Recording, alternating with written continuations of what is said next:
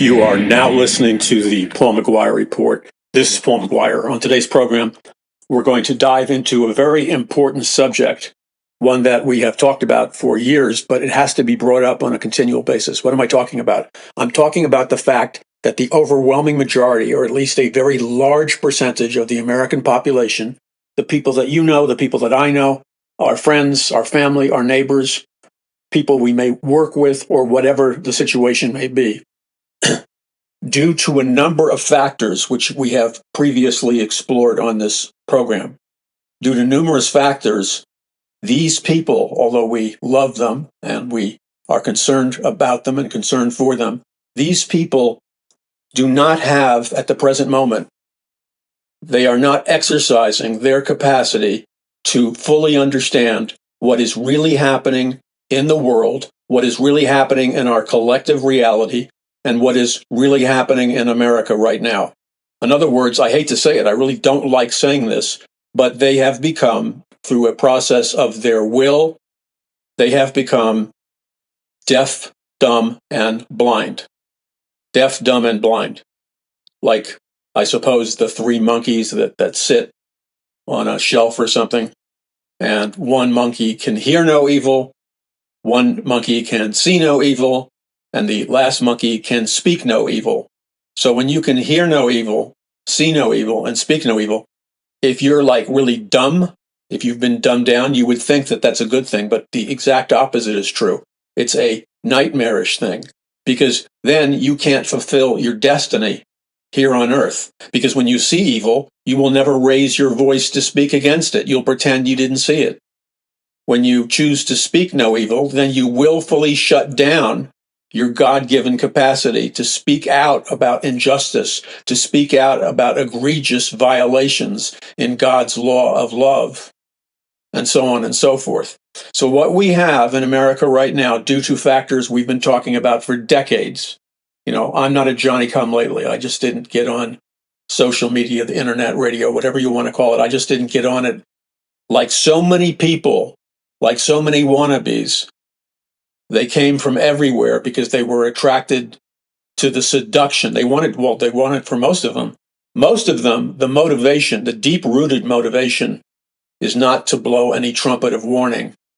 The deep-rooted motivation for most of them, not all of them, and I'm not their judge, by the way, the deep-rooted motivation is for them to become a superstar. Except the platform called network television eroded, and it was too crowded to get in. And many of the other so-called platforms that could give you access to, let's say, fame or whatever, began to shut down. So when the mainstream media, and this is the important thing to understand, the mainstream media is nothing more than, they are nothing more than the puppets. Puppets, especially old-fashioned puppets. You controlled these marionettes, which were like dolls, except they had almost invisible strings attached to their arms, their neck, their head, their legs, their feet, etc., etc.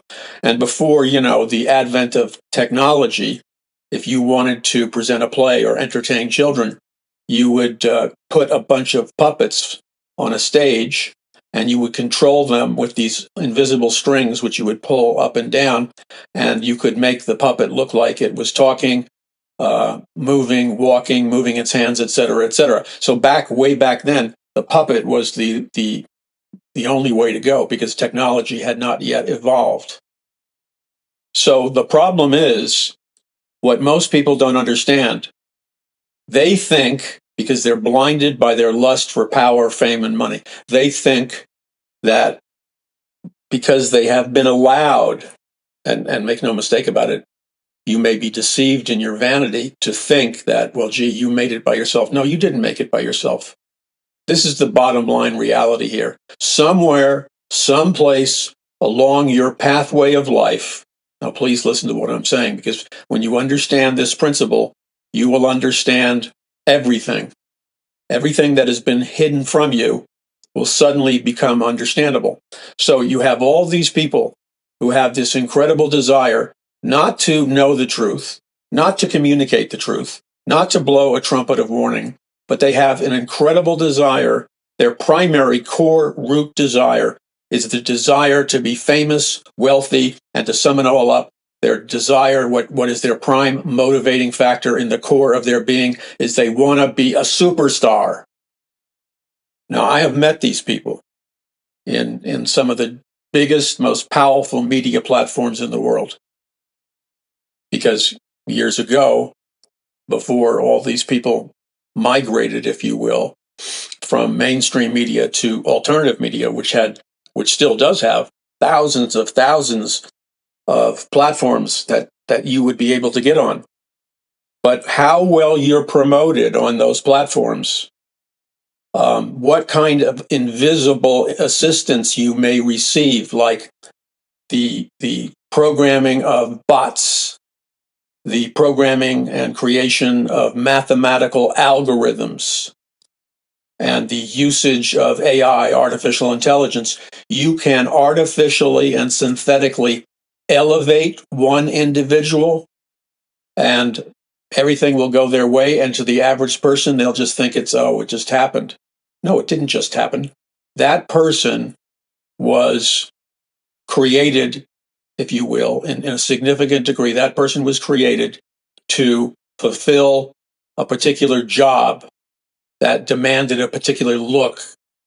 And that job or look is always to promote, to facilitate the prearranged reality, the prearranged message, the consensus reality, the officially approved dogma, the officially approved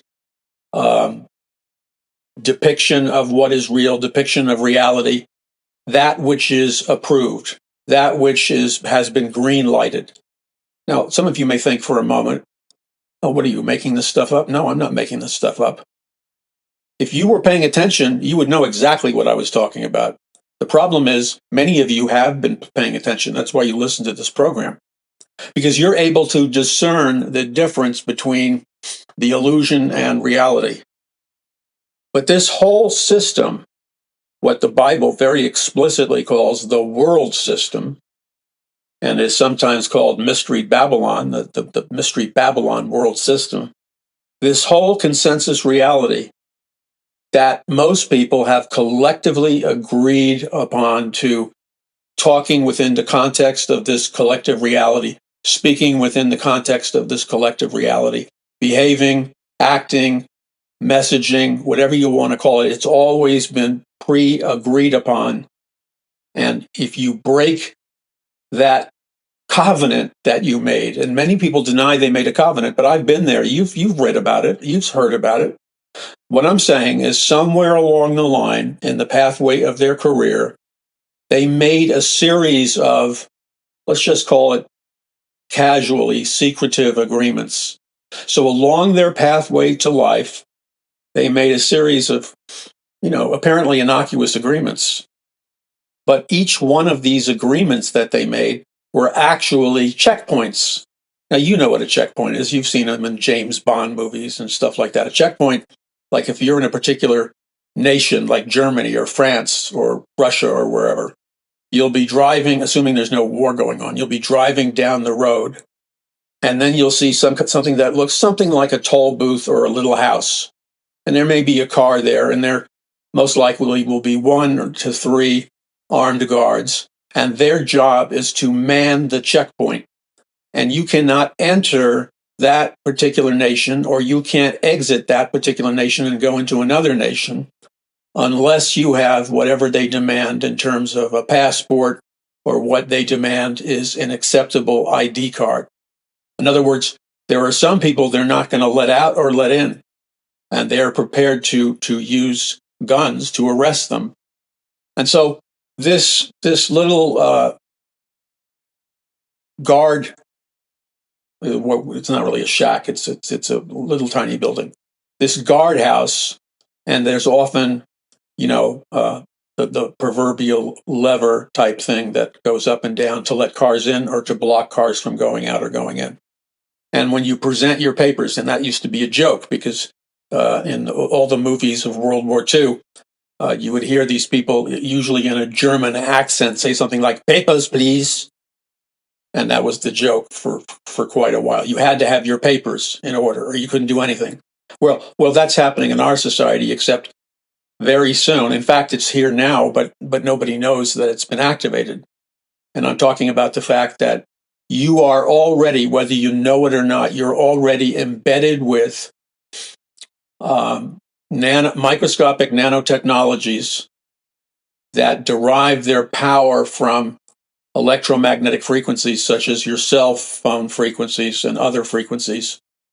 And you are, whether you realize it or not, from your actual physical body, you're generating a specific signal that provides identification of who you are. So even though, for the most part, people play the game of papers, please, and showing a passport or whatever, or requesting some kind of national ID card or its equivalent, even though people pretend that that's the way it works, the reality is a far more futuristic system has already been activated.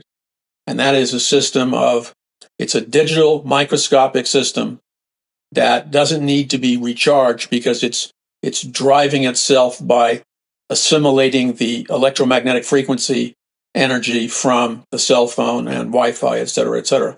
And that is when they finally announce that it's there, when they finally make public the fact that it's in you, you'll realize that this whole time they've been functioning like very busy bees to create this national global identification system where, now here's the thing that you've got to grasp. You know, what we announce on the Paul McGUIRE report, the information that we communicate to people is usually, not always, because sometimes we have to cover like contemporary stuff, but usually we're 10 or 20 years ahead of the game.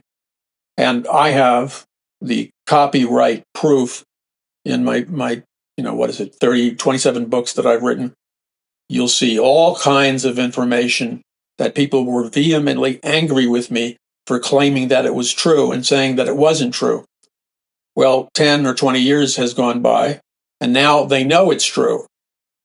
But there's no wiggle room here because all I have to do for credibility is point to a particular book, and you'll see a copyright date. It could be written 10 years ago or 20 years ago or 7 years ago or whatever. And then so when you read the communication regarding futuristic technologies, of which I'm always bitterly challenged by people as to the validity of what I claim. But as time goes by, inevitably, it becomes public. And so I can prove that I knew about it. I can prove that I communicated it to you 10 or 20 years before anybody was talking about it. And the proof is the copyright date in the various books. So where am I going with this? What I'm saying is, I'm just tossing out to you some basic concepts that you have to assimilate and process in your mind. Most people that we're talking about, when we're talking about friends and family and coworkers and people in America, especially Christians, it's embarrassing. And I'll give you an illustration of how embarrassing it is. It's embarrassing because theoretically, a Christian should be among the most aware, the most educated, and the most intelligent regarding the contemporary existence of these futuristic technologies and how the very fabric of the reality that we live in is artificially generated. That should not be like a difficult concept to people that are aware and educated and have knowledge. I'm talking about self-educated, by the way. Okay, so where are we going? Where we're going is this. There are some basic, fundamental, foundational facts about this world and the reality that we live in that you absolutely must master. You absolutely must process what some people consider to be, far off in its existence and arrival, futuristic technologies and futuristic sciences to begin with. So you must acknowledge the reality because it is real and it is provable.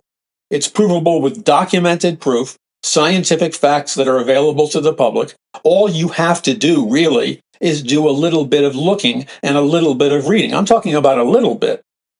Doesn't require some giant commitment of time. It requires a thirst and hunger for the truth and a very small amount of time.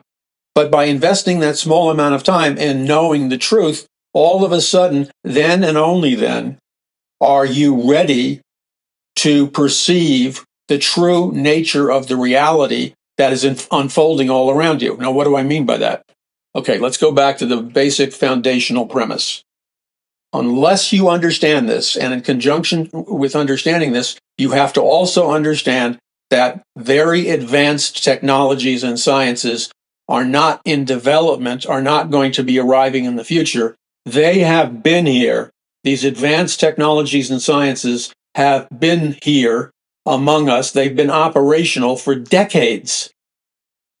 But unless you have educated yourself and done some reading and an investigation, you will never know that.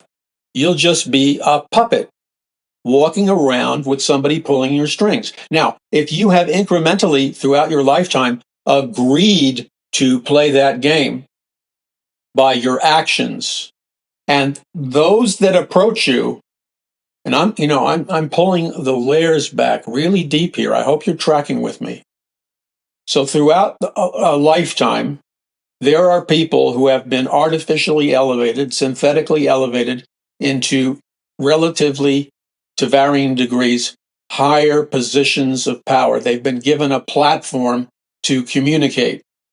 Why were they chosen? Why did that platform open up for them? What did they have to do? Well, you assume, and you're probably partially correct in your assumption, you would assume that you have to have some basic intelligence, some basic education and awareness of what's going on, and you have to have a basic skill of communicating and speaking, a basic higher level of vocabulary, et cetera, et cetera. That's what you would assume, and you're primarily correct. But what is never spoken about in public, because this is conducted in the dark. And by dark, I don't mean in some like heavy duty, necessarily conspiratorial mode. I'm talking about the fact that buried in the nuances,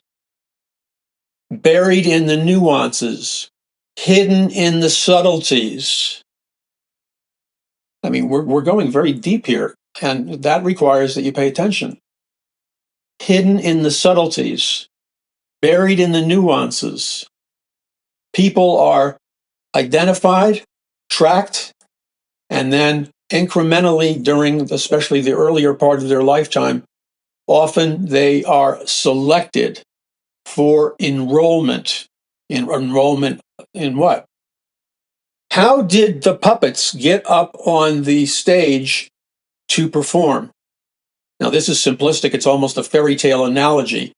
And I realize I'm bending the fairy tale a little bit to make it fit. But it's the only way I can deliver a abstract message with clarity. So remember the puppets. The puppets were allowed to be up on the stage, but the condition, now we both know that in real reality, they had no choice because puppets are essentially inanimate objects. So we're bending it a little bit. But you've got to understand that in all platforms of power and communication and economics or whatever area you choose to choose, there has been a series of fundamental agreements that have been made. There exists the willing puppets that have committed themselves to playing the game in such a way that as good puppets, they will never speak about or communicate about the things that they know that their puppet masters would not like. So there we have a flash of insight buried in the nuance.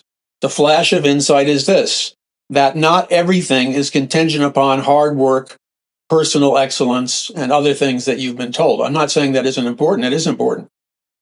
But if you're going to be put on the platform and a larger number of people are going to hear you or watch you or whatever, and I will never use the term influencer as a method of identifying what I do. The word influencer is not a word that I created. It's a word that the puppet masters created. If you allow yourself to be categorized and identified as an influencer, you have essentially allowed yourself to be categorized and identified with terminology that significantly lowers your level of power. It significantly lowers your ranking, if you will, in the culture, and it significantly demeans the integrity of who you really are. An influencer, I don't care what the official AI definition is. The official definition that most people have in their subconscious minds of what an influencer is, the subconscious concept that people agree to believing about an influencer is basically in the status of a dishwasher or somebody who mops the floor in a theater. An influencer is a subordinate, lower level in the chain of command. It's a lower level position. So when you agree to be identified, categorized, and labeled as an influencer, it's like joining an army. And even though you qualify after a certain period of time to be promoted to a much higher rank, would you, for some dumb reason, accept a really low level ranking in the military when you earned and you qualified to be promoted to a much higher rank? What person would accept the lower rank? Nobody who was sane.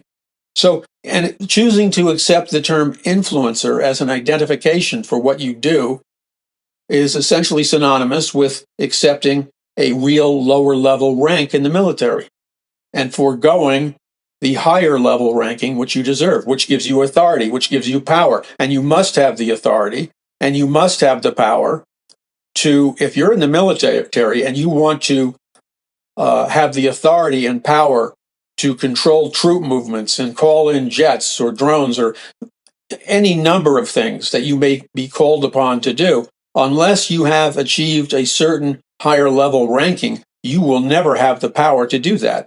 So if you're walking around the military with the wrong identifying, badges and different markers of authority and power, I mean, everybody in the military knows what your rank is by just looking at you when you're in uniform. Because the military would not be able to function, the military would not be able to win wars if it didn't clearly identify its higher level officers from its lower ranking officers, because it's only the higher level officer that has the power to command troops and resources. And that's understood. Nobody debates that. Yet when we get to the realm of mass media or independent media, because so many of the people in independent media are really not all that bright. I'm avoiding using that term, but that's the term. Because so many people in the alternative media are really not all that bright, not all that perceptive, not all that deep. No, don't confuse having a ton of money and have tremendous fame. Don't confuse that with authentic knowledge, authentic power. What we have in the alternative media, which is what we have in every facet of our society, is an Orwellian, as in George Orwell, the author of 1984, where Big Brother ruled a dictatorship in the future. What we have in our contemporary society is an Orwellian counterfeit of authority, where people are placed artificially and illegitimately in higher level positions because somewhere along in their life they made an agreement, like the three monkeys, to speak no evil, see no evil, hear no evil. They made that three monkey agreement. And the reason they're promoted, and the only reason they're given the high level platform, has nothing to do with some talent that they have or some incredible amount of wisdom, perception, knowledge, or intelligence. It has nothing to do with that. You know that. It has to do with things like who you know. Why would who you know be important? Because in the realm of secret societies and power in our society, who you know who your parents were is directly connected to your counterfeit authority given to you by the puppet masters via a counterfeit promotion. And if you and your parents or your grandparents and your family line were prominent members of various secret societies, like, for example, Skull and Bones. Boy, Skull and Bones just churns them out, doesn't it? The leaders. Kerry, Bush, Grandpa Bush, George Bush Jr., John Kerry, and many, many others. Many others. Why are they all members of a Nazi Germany secret society known as Skull and Bones? The Skull and Bones that sometimes they dare to wear in public, like when Arnold Schwarzenegger was featured on the cover of Time magazine, and he had a belt buckle and a gold belt buckle and a gold ring that the artwork was a human skull, like in a pirate thing, a human skull and crossbones. A human skull and crossbones is not only the symbol for pirates, but a human skull and crossbones is also the symbol that represents the Skull and Bones Society, Skull and Bones. And some Ivy League university has a head of Skull and Bones. Skull and Bone members occupy places of power, incredible power in our society. Not because they're the brightest, no, because they and their families have agreed to following without question the demands and orders that Skull and Bones requires, like secrecy, like doing whatever you're commanded to do, no matter how dark and satanic those actions may be. The prerequisite for being promoted, the prerequisite for being given enormous power in the reality of America today is that many of the people who have enormous power, they're not there because of their intelligence or their virtue. They're not there because they're smarter than anybody else or more talented than anybody else. They're not there for any of those reasons. Never forget that. Never, ever forget that. Because the moment you forget that, you will cease to understand how our world really works. So Arnold Schwarzenegger, not particularly a great man. Years ago, when I was somewhat naive, I wasn't officially helping. I was unofficially helping to promote Arnold Schwarzenegger in his political campaign, because he, in comparison to his competition from the other political party, Arnold Schwarzenegger was trying to message to conservatives and message to Christians that he was on their side.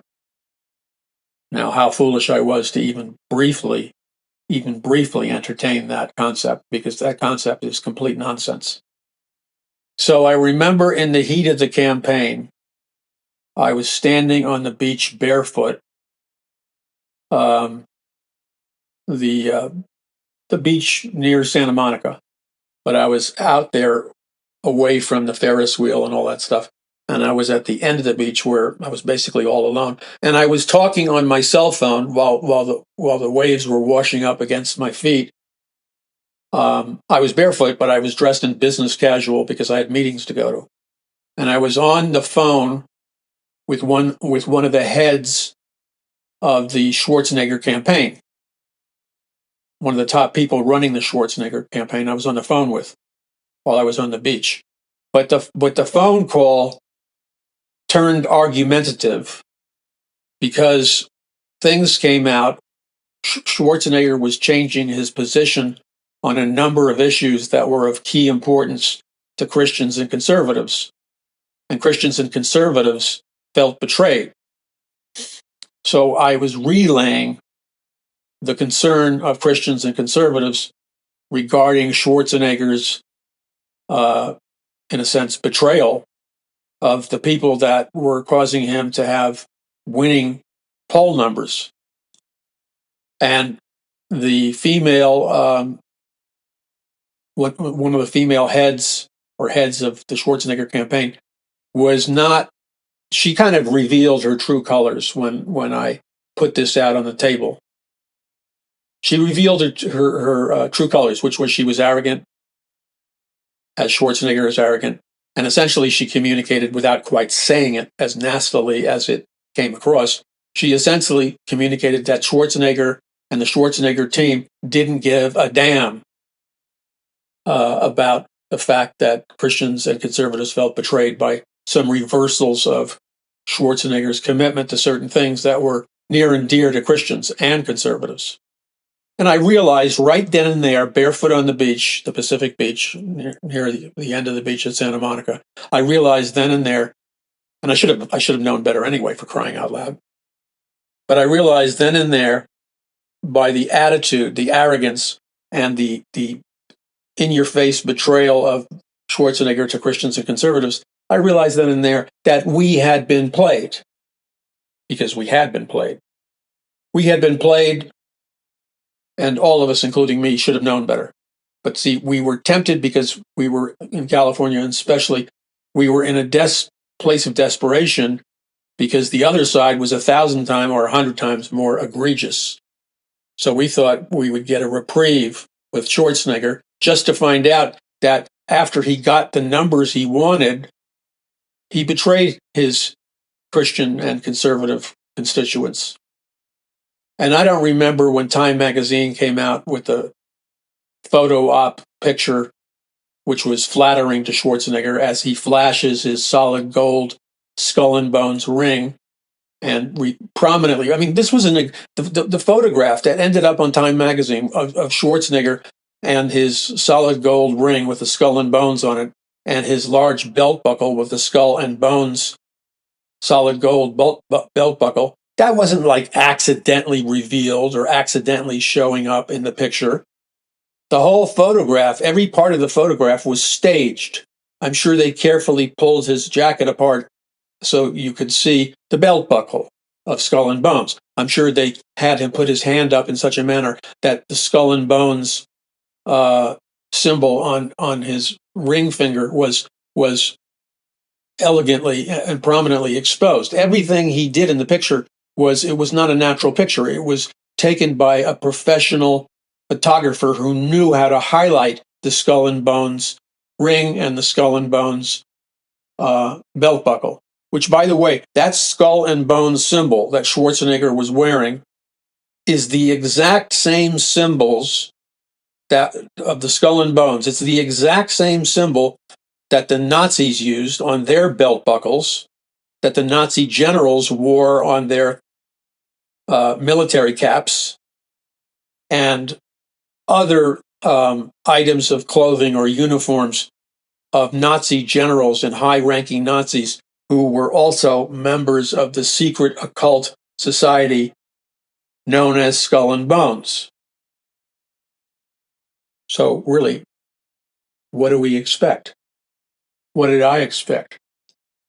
I don't remember when the Skull and Bones thing came out. I'm sure it came out when he was safely ahead in the polls. So where is all this going? The real power structure in America, and who is Skull and Bones? Skull and Bones is everywhere. You don't think that they're probably the controlling members of the World Economic Forum? Well, World Economic Forum consists of many people who come from Nazi families.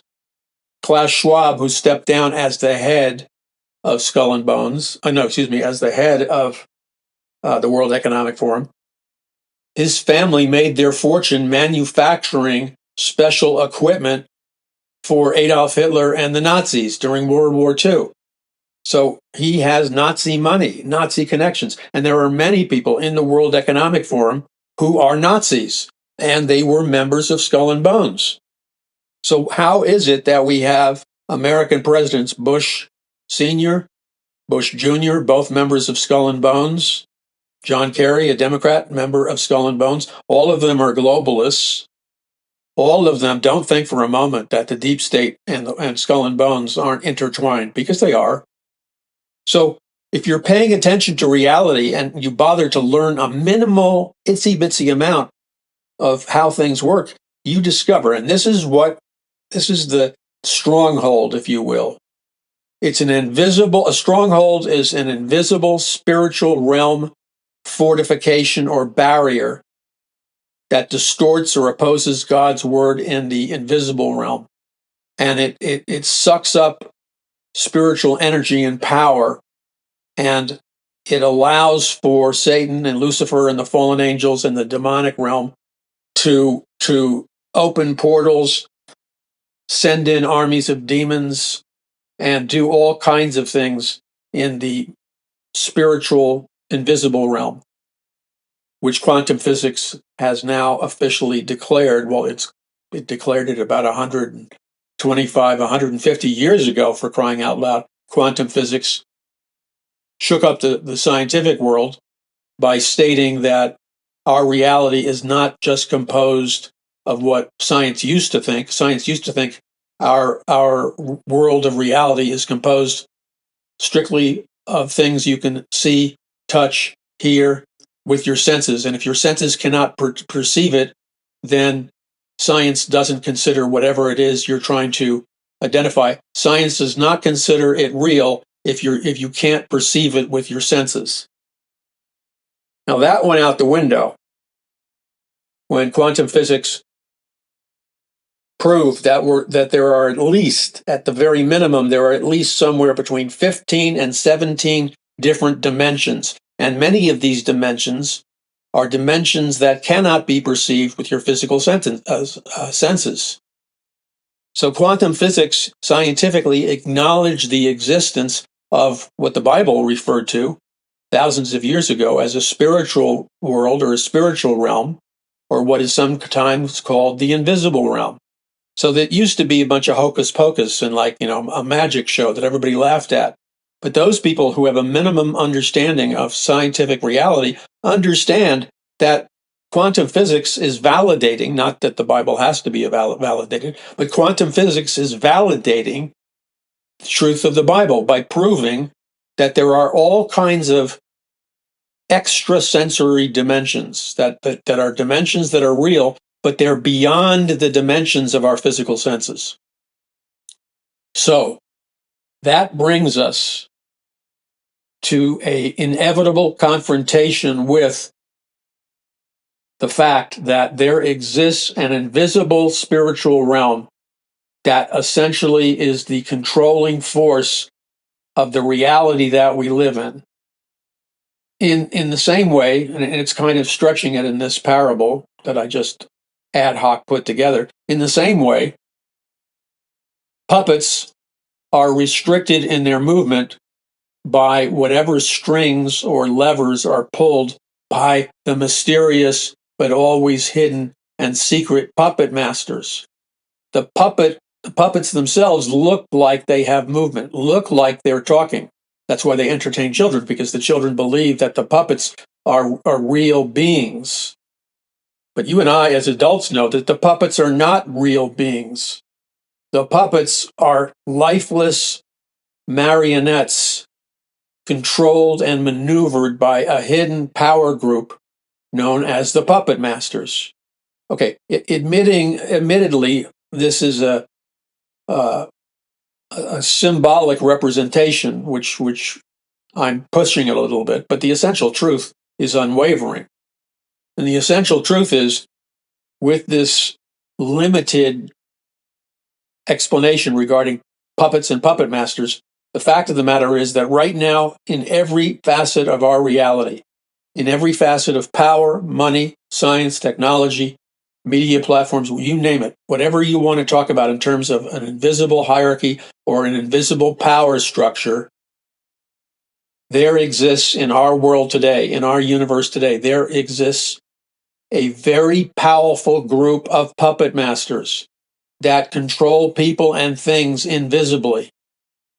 And when you play the game, which is a coded word for saying when you choose to incrementally sell your soul, and by the way, most people incrementally sell their soul. Yeah, they may have one big final moment, one big final ceremony where they surrender and give their own life from top to bottom They surrender their entire lives over to Satan or Lucifer.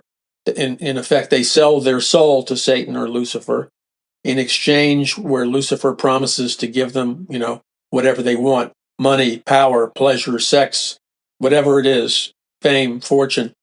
If you're willing to sell your soul, Satan will buy it and promise you all those things. But you're never allowed to get your soul back. You're never allowed to cancel the selling of your soul deal that you made with the devil. Once you sell your soul with the devil, that's it.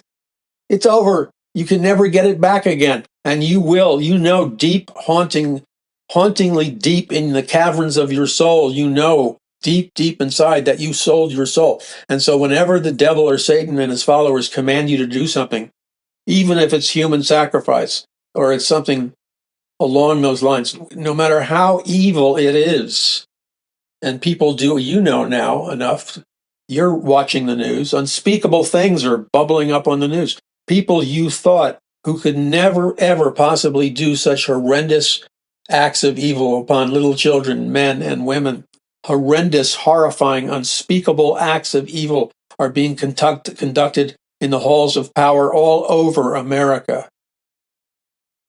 And those people got there by incrementally selling their soul. And that means they were identified somewhere along the line in their life. They were identified.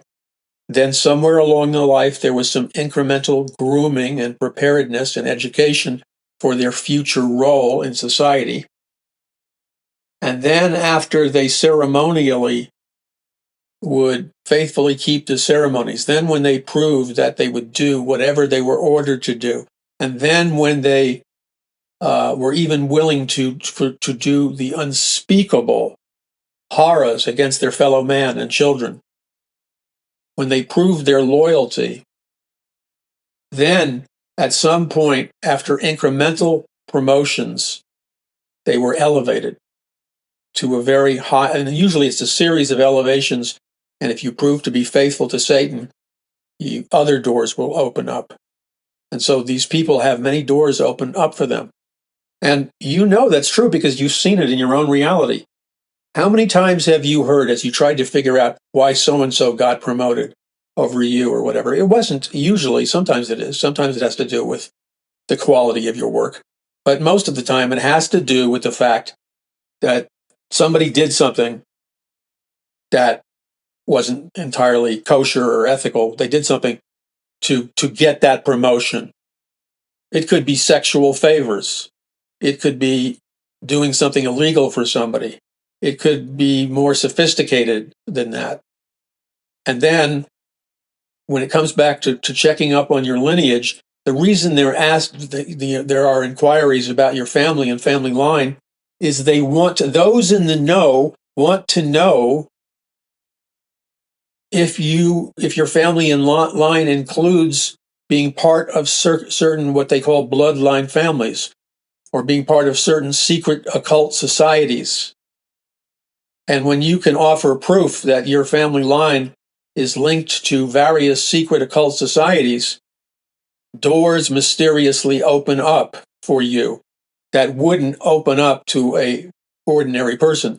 It's your membership or your family line's membership in secret societies, which is your ticket into the highest levels of power that most people in America don't even know exist.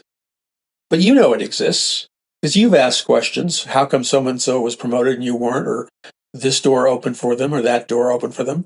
And you inquired, you asked around, and you found, what I'm talking about. It may be more mild than that. Somebody may have slept with somebody. Somebody may have owed their parents a big favor, or they were part of a common secret society. I mean, all kinds of invisible hidden connections exist. I know, for example, a very famous governor in a state, in one of the most powerful states in the Union, and this is on public record. In fact, if you go to the World Economic Forum's actual website, there is a public list that anybody can read. So there's no excuse for you not knowing about this. There's no excuse for you not knowing what the secret agenda is. And there's no excuse for not knowing how people got the power that they have. There's no excuse for that, because it may appear secretive, but it's not secretive. It's a matter of public record. So, for example, the World Economic Forum publishes the names of the individuals that they have been grooming for a lifetime, individuals who have been successively promoted into the highest levels of power because they were selected and groomed by the World Economic Forum. First of all, they were identified. How did they get identified? You will never know, most likely, or you may find out. You can find out who these people are. It's not hidden. Their names, their biographies are easily looked up. If you simply go to the World Economic Forum website, there are all kinds of lists and names of people that were groomed and promoted to the highest positions of power on our planet. First of all, they were selected to be part of a World Economic Forum. This may not be the exact terminology, but it's pretty close to it. And if you go to the World Economic Forum, you'll see that there's a category with the verbiage I'm giving you. It's the World Economic Forum's Young Leaders Program. Now, they're not all so young anymore because they've been in the program for a long, long time. And the individuals in this program were selected by the World Economic Forum decades ago, and then they were secretly developed, secretly trained to be the future globalist leaders who would rule collectively the Great Reset. And so you have all kinds of people in very high positions. So one is this particular governor whose name and biography is written in the World Economic Forum's website. And that's Governor Newsom of California. He's a young global leader chosen by the World Economic Forum. Then there's a famous financial banking head, James Dimon, who was chosen to be part of a young world leader for the world leader for the World Economic Forum, and many other individuals. The names are everywhere, and all these people have incredible positions of power. Now, I'm not saying they're not intelligent, they're not smart, because usually they are. But they were specifically trained in a worldview. They were specifically trained in a particular philosophy. They were specifically trained in an economic philosophy, a social philosophy, and all kinds of paradigms of thinking they were specifically developed and trained in. Now, I would say that due to the fact that people who have been groomed for leadership at this level of power would be intelligent enough to know that they were selected, and they would be intelligent enough to know that the purpose of being selected was that they were to carry on a particular program or mission, which in this case is the Great Reset. So they're not oblivious, but most likely they were enthusiastically sold on all of the concepts of the World Economic Forum. In other words, I'm certain that they were presented with a very tangible, believable, and highly idealistic view of why the World Economic Forum's game plan, known as the Great Reset, is in the end the best program for all of humanity, the best program for the human race, the best program for planet Earth and the citizens of planet Earth. So, like converts, and I don't necessarily mean this as a demeaning remark, but just like converts to a new religion, and that could be any religion, including Christianity or Scientology or Mormonism or whatever it is, Buddhism, just like converts to a new religion, they are often filled with zeal regarding the tenets of this new religion, and they will be faithful evangelists and faithful promoters of this, what is essentially a new religion known as the Great Reset. But see, here is the basic problem. When you have been indoctrinated, and I don't think these people would consider themselves to have ever been indoctrinated. I think, though, that self-appraisal that they may have, where they falsely don't believe they've been indoctrinated. I believe that is not only the product of psychological compartmentalization, but I believe that that's a product of, sadly to say, a form of self-deception or a form of self-delusion. We are all, including me, we are all capable of deceiving ourselves, deluding ourselves. It's part of being a human being. So when you're being offered all these perks, all these massive payoffs and massive rewards for following, for example, the Great Reset program, and you're being given all kinds of rewards and power and money, it's very easy for let's just call it, it's very easy for a subconscious transformation, a subconscious transformation to occur in your personality. You may not even be aware of it. But see, that's where self-deception comes in and self-delusion comes in. The fact of the matter, and this is where the Bible is true in its appraisal of humanity, God says that every man and woman alive is a sinner that needs to be saved by grace. And God says in his word that all human beings are fallen human beings, which means we have a fallen human nature, which means we are susceptible by our fallen human nature to be, we are sinners. It's not that we could be sinners. We are sinners. And see, because we are all sinners and have a sinful human nature, whether we want to admit it to ourselves or not, there's a reality playing out underneath the surface of our personalities. And that is simply this: we are all potentially capable of massive self-deception, massive self-delusion, where we will actually believe something is good for mankind and is potentially virtuous. We'll actually believe that. But in reality, if you were to really look at whatever that program was or is, if you were to look at that, if you were to analyze that program like the Great Reset, objectively, logically, rationally, and if you were able, if possible, if you were able to peel away all the rewards you're getting monetarily and otherwise for following that program, would that unplug the power driving the deception, your deception of embracing that program? You see, what is it that's causing you to believe something is good for mankind when objectively it could be the worst possible thing for mankind and the cruelest thing for mankind? What is it in a man or a woman that causes them to do that inner twist in their personality, or to use World War I flying terms, to be flying high in the sky and then to do a barrel roll maneuver with your biplane? What is it that causes you to do a psychological barrel roll up in the sky?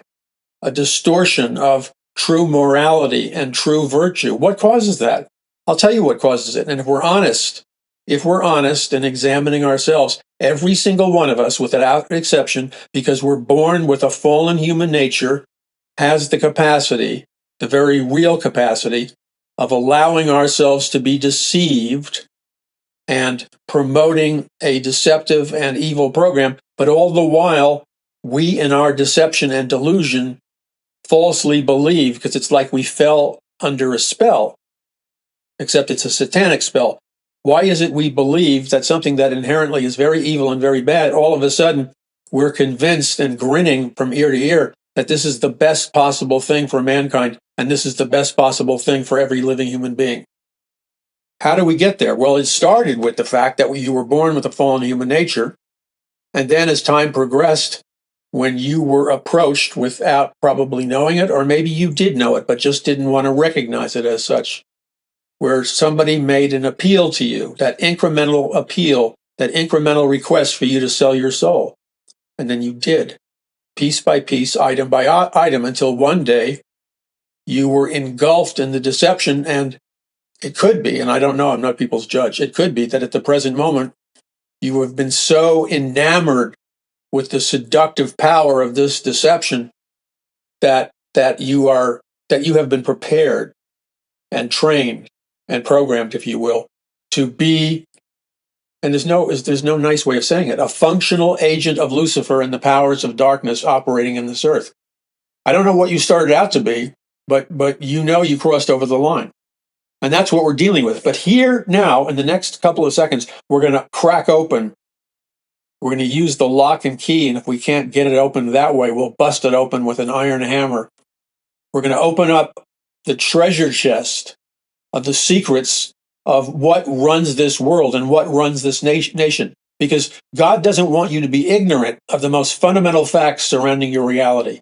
You're listening to the Paul McGUIRE Report. I'm Paul McGUIRE. Be sure to visit paulmcguire.us. That's paulmcguire.us. We'll be back in just a moment.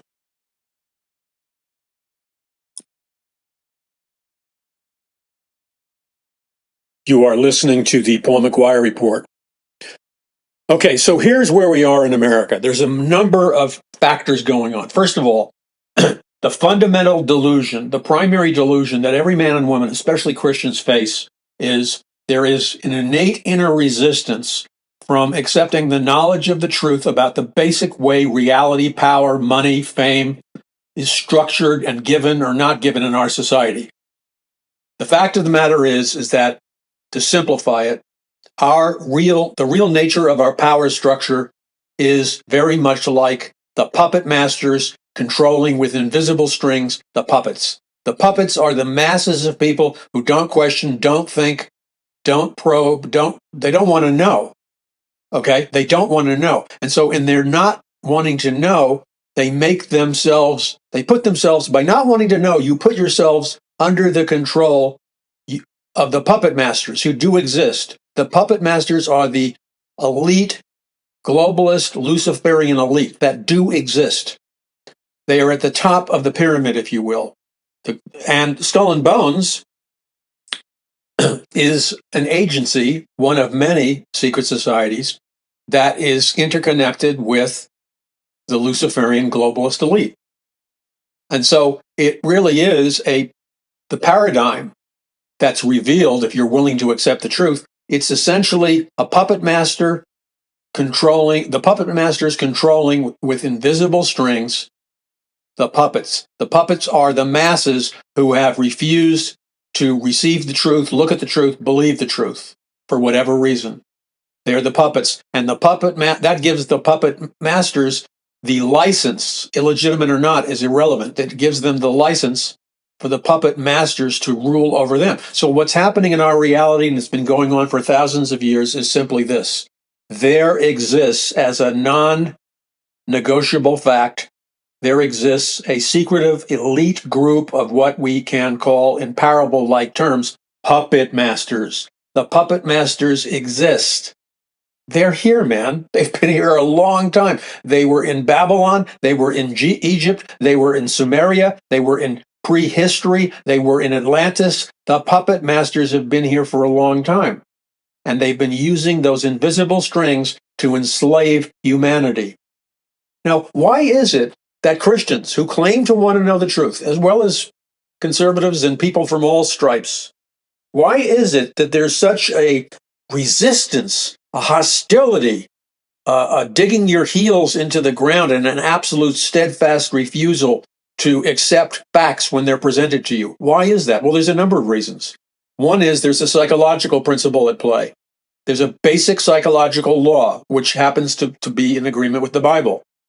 People in their minds, their brains, and their subconscious minds will always, in their mental brain, they will always seek out the safety zone of what they perceive to be the pre-existing normal. So whatever a person's normal was, no matter how abnormal it really was, it's still an abnormal can be your normal if your whole lifetime you grew up around it. That's why people from dysfunctional families, alcoholic families, weird families and stuff, they so often reproduce the same in future generations. And it's because the human mind, the human brain seeks a comfort zone, an equilibrium that reminds them of whatever their childhood normal was. So people seek to replicate their normal, even if their normal was hideously abnormal.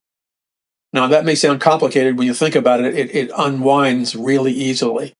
So people are seeking to preserve whatever their normal is or was, even if it seems to be an express contradiction. That's number one, the psychological dynamics of the human mind.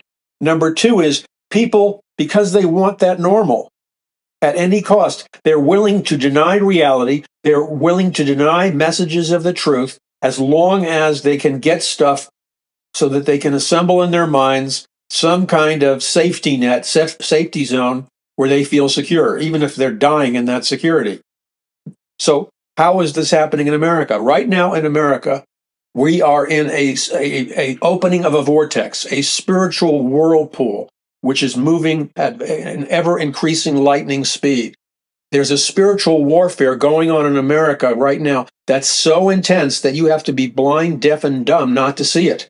Let me repeat it again. The level, the intensity of the spiritual warfare raging in America right now has never happened before in the history of the human race. There are untold forces being released. So what am I talking about? Okay, think of the media messaging you're getting. Think of the rumors and the scandals you're hearing about. If you're like me, the first thing you're going to ask yourself, and I ask myself this question almost every time I'm presented with something new, horrifying, and shocking. My initial reaction is always the same. I'm always initially skeptical. I am not by nature a gullible person. I'm by nature a very skeptical person. So when I hear these horror stories and stuff like that, my initial reaction is to be skeptical, and I demand coherent documentation and proof before I will accept some outrageous idea or hearsay. So what's happening? You hear the glimmers. There was a comedian, I forgot his name. He's a famous comedian. You all probably know his name. He was the master of ceremonies at a Academy Awards a couple of years ago. And he came out and stood before the biggest, most famous movie stars in the world, and using humor, he essentially accused them, and I'm not sure that's probably the right word, but he was in their face, and he essentially put their dirty laundry, which is really dirty, he put it right in their lap, right in their faces on international TV, live during the Academy Awards ceremony. This guy, I don't know much about the background story. You might know more than I do. But he was talking about things like Hollywood, movie stars, and the epidemic of pedophilia. He was alluding to, because this was a couple of years ago, to the P. Diddy scandals. He looked in their face and basically with accusatory humor. It was so outrageous, nobody could believe what he was saying. But if you listen to what he was saying, he came right out and said, hey, your favorite thing, man, is pedophilia. What's up with that?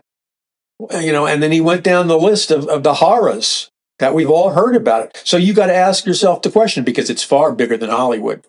It's far bigger than Hollywood.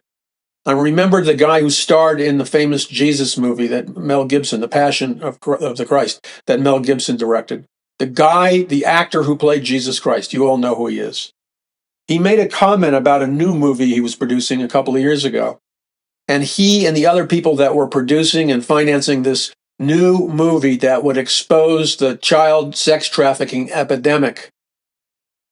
He said something to the effect that the reason this is like a spiritual test for America, and that the reason America doesn't want to see this is it's going to require them to open a door spiritually that America, he said, is afraid to open.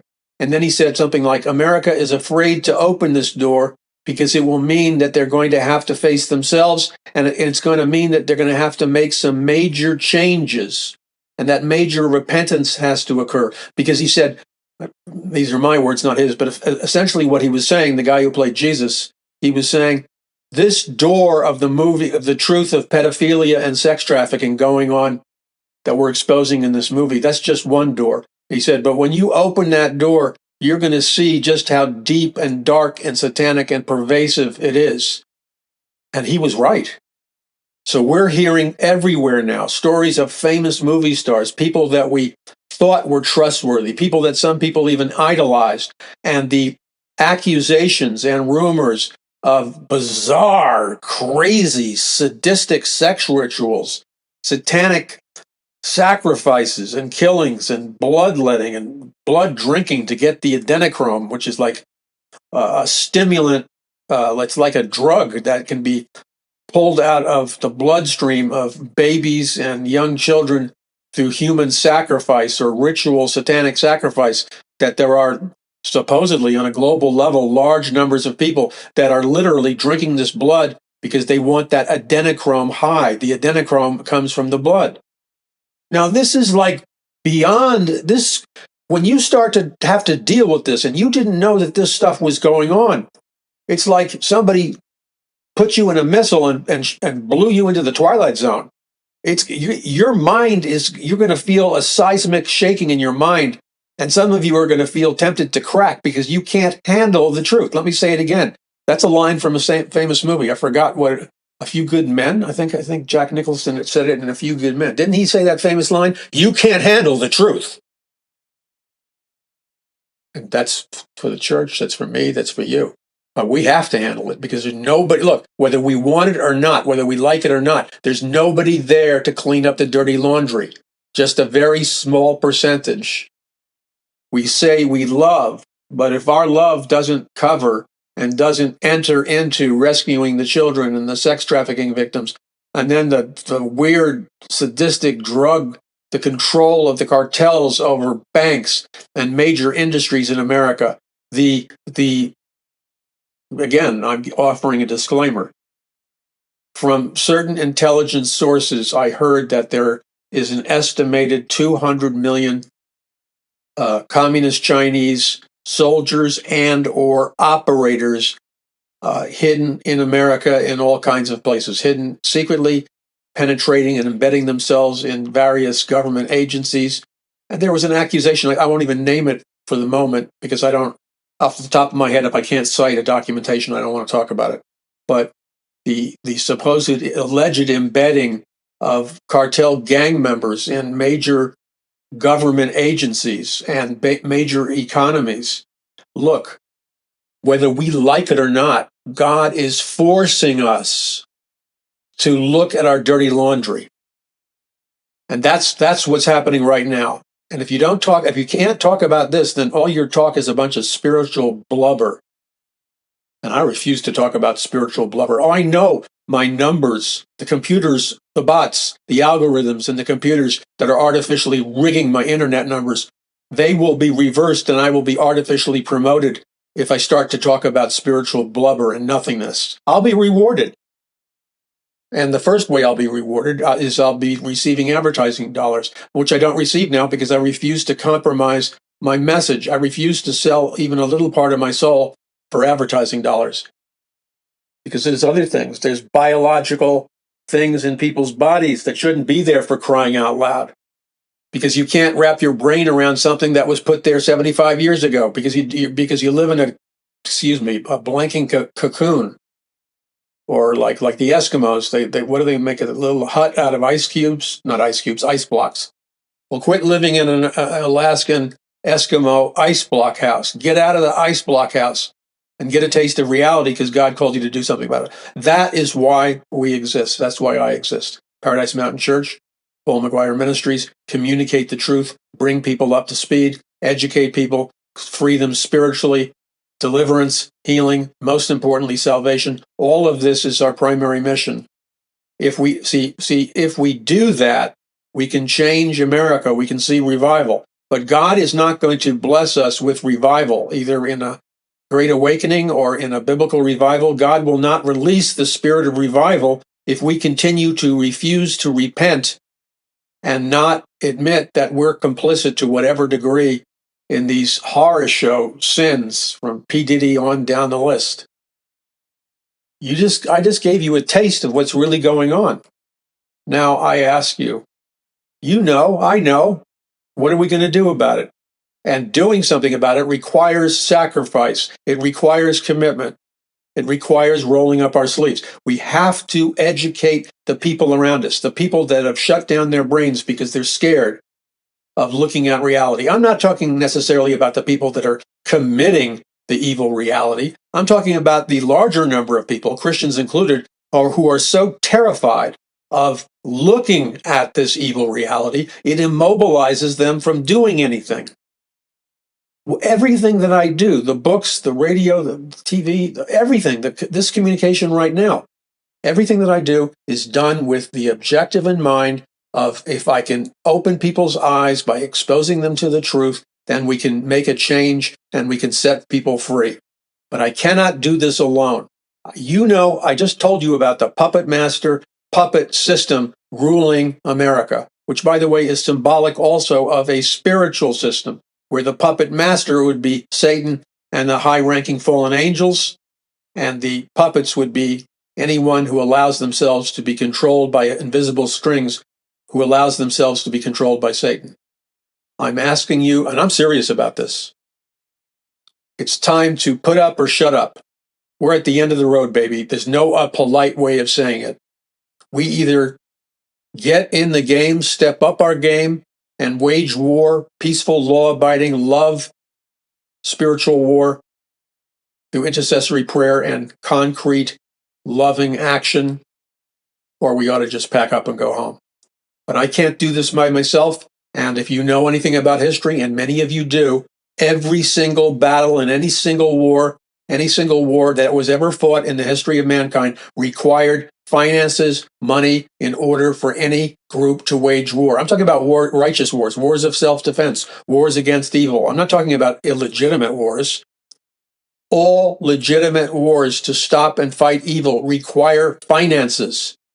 The other side has finances because the other side is willing to pour in money to finance their evil plans.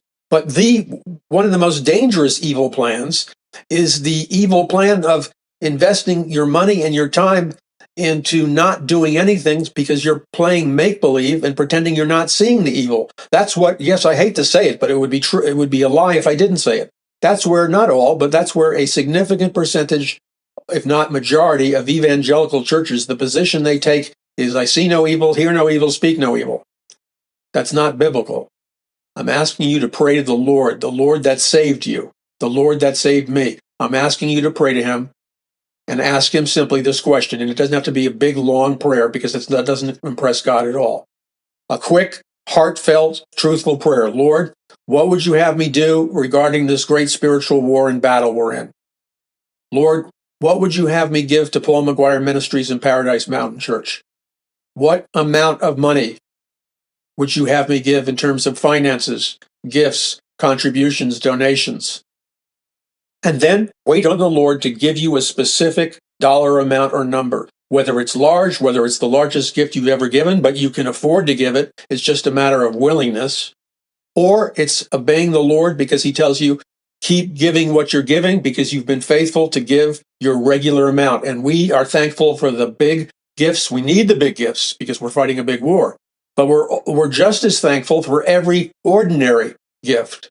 Because when you add up all the ordinary gifts, they add up and they reach a total when enough people obey the Lord with their ordinary gifts, which isn't hard to do.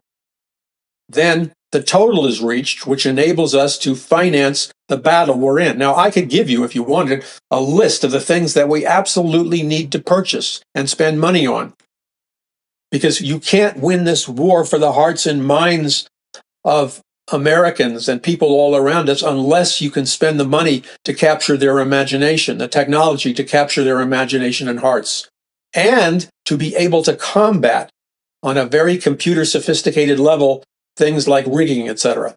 So I need you to ask the Lord, just like you would ask the Lord in your own private life, Lord, show me, what you want me to do today in terms of ministering, or Lord, show me who you want me to pray for, or Lord, show me how to handle this problem that I have, or whatever. You do that all the time, and you wait. It may take instantly, or the Lord may speak to you a couple of days later, but you know what I mean when I say ask the Lord what you should do, because you've done it in your life hundreds of times. And the Lord inevitably will speak to you if you're willing to listen. Now, I'm not, that's where I just put it in the hands of the Lord. Your willingness to listen is between you and Jesus Christ. So I simply put it in your hands, alert you to the fact that we have a need, pray that God would give you wisdom in all things. And all I'm saying is pray for us, pray for the ministry, pray for everybody involved. We have every plan to step up our game as we're asking you to step up your game. And I have some exciting announcements to make regarding stuff we're going to be putting out in terms of material, audio, video, books, and reaching out. And we'll go into that later. So ask the Lord what you can do. Be sure to be a prayer warrior for us. Watch our back. Make sure you join or follow electronically this program on whatever platform you watch or listen to this program on. That's one way you can help us defeat the rigging. And then, of course, your prayers are so important. Thank you, each and every one, for your passionate, prayerful prayers. Thank you for waging warfare for us, for protection, for safety, for victory. Thank you, thank you, thank you for your warfare prayers. Thank you for your donation and giving. And thank you for praying for those that are part of this ministry and my family. God bless you. May the Lord lead you powerfully as he would lead you, as I've exhorted you to be led. In Jesus' name, amen. Visit paulmcguire.us, visit paulmcguire.us, and guess what? Many things that people are allowing to happen can be defeated. Listen to me. Many things that people are allowing to happen can be defeated through the power of God. I'll just give you one thing that the Lord dropped in my heart. We don't have to be sitting here cringing in fear because houses are being incinerated, neighborhoods, entire geographic territories are being incinerated. There's some heavy-duty technology at work. We have solar problems, solar flares that are increasing temperatures and stuff, and fires are igniting. We don't have to be victims to all this. God has given. If we would pray in agreement, we don't have to meet together. We can just honor what we talked about now. If we would begin to declare war in the spiritual realm against the forces that are unleashing these curses in the form of freak weather, fires, earthquakes, tsunamis, we're supposed to be like the Pilgrims and Puritans did. We're supposed to be binding those things in the name of Jesus. We're not supposed to be looking at those things in passivity. God gave us the authority to take control over those things. Do you understand what I'm saying? The Pilgrims and Puritans did this all the time. What happened to the church in America? It forgot how to pray. Many things that are running amok could be reined in.